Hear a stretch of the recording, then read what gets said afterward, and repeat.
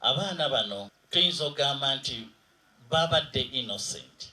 Tetuyinza kugamba nti abaana bano babadde balina ekibi, balina omusango gwe baakola, naye baafudde. Abantu abamu kasita afuna omwana ng'aliko obulemu asuula mu ssuula awo, talowooza nti ayinza okuba ow'omugaso mu nsi. Naye mmwe mwebale. Nze sijja kubeera nga father ekikolimo ky'abaana bano baafudde kiri bagoberera paka olunaku lwabwe olusembayo. Nkolimye. Let us accept these children as they are. These are our children. This is what God has given us.